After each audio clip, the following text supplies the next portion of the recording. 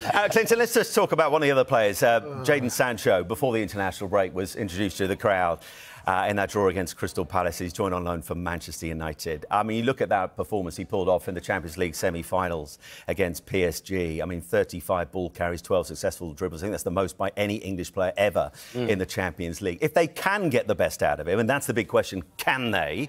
How good a player might they have? No, he's a top player. We know he's a top player, but you've got, as you said, if they can that's the big one. Can they get the best out of Jadon Sancho? How does Maresca do that? Well, he's gone to Chelsea to play week in, week out. You've got to fit him in somewhere. Is he going to play week in, week out there? I don't think so, because they've brought in players like Neto on the wing. They still got Modric there. You could join the queue in that. That's what I mean. There's a whole list of players, and Kunku. So I hope he does well anyway, because as you say, he's a talented boy. He went back to Dortmund last season, and he was outstanding for them. You're right, against PSG. I thought he caused the left back loads of problems. He's a talented boy, but where are you going to fit him into that? Because Cole Palmer wants, he wants to play in the 10. No, I'm not shouting him down. I just said he does want to play in the 10. Just being assertive, Clinton. Yeah. Obviously, I respect my eldest. But yeah, he wants to play in the 10.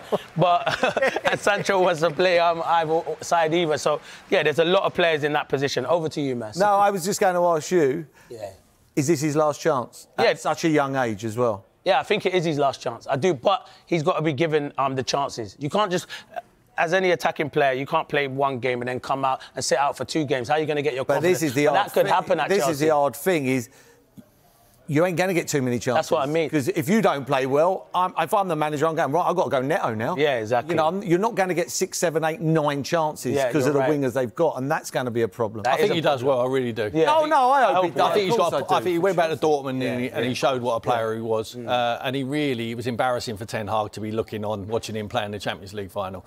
You know, the boy did play well. Do you think, though, that he done well at Dortmund because they accepted him the way he is? Unfortunately, the way he is. The modern-day manager now, it's not just setting the team up, putting them on the pitch. Sometimes you have to put an arm around and babysit some of the players, and I think he needs special attention. Yes. If you show him the love, I'm sure he will pay you back on the field. But that's a good point. He's got the ability. About, is he going to play the amount of games that he wants to? Because, as Mer said, they love to rotate at Chelsea. They certainly do. We shall see. And just a quick one from you, Tim, as a former manager, just in terms of what's going on behind the scenes at Chelsea, because that was the story dominating the international break from a Chelsea point of view. The rift in the ownership between Behad Eghbali and Todd Boehly. Todd Boehly, despite, I mean, it's a 12.5% stake, but he very much the front man. He wants to buy them out. There seems to be a difference of opinion. There was over the future of Maurizio Pochettino. It sounded like Boehly very much wanted to keep him. McNally had very different ideas. In terms of how this plays out, you think back to the days of Kroenke and Usmanov at Arsenal. That didn't go well. The club drifted for around about a decade. Is there a worry the same could happen at Chelsea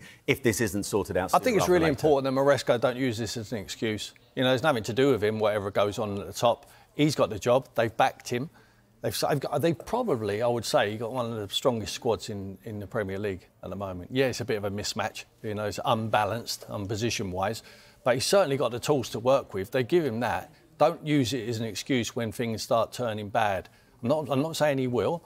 I think he's got a magnificent opportunity for doing very little. He got Leicester, who had the best players in the Championship, got promotion. And then he's gone to one of the biggest clubs in the Premier League, serial winners of the Premier League as well in Chelsea. He's got a magnificent opportunity here with wonderful players, certainly in attacking areas. I hope he gets it right for Chelsea's sake.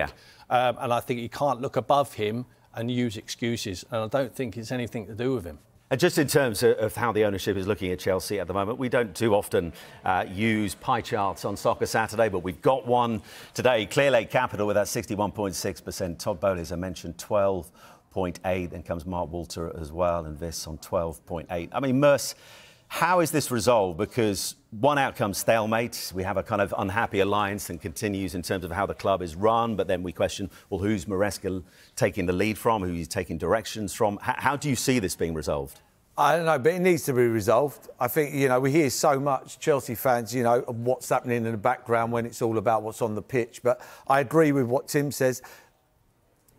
Just got to worry about what's going on the pitch. Yeah, because if they're flying, it's not... Yeah, it's flying, it doesn't matter, but... It needs to. I still don't know the plan. You know, Jackson's there till 2000. You think they know the plan? No, I don't. I think it's a bit of a guessing game at the moment. They're buying a lot of young players. Hopefully, that if Jackson scores 25 goals in the next season, they'll sell him. It's got till 2033.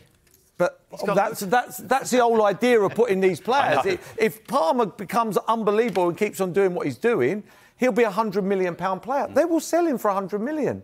That's how it works. Yeah. They're not giving these players all these to run their contracts out in 63 years' time.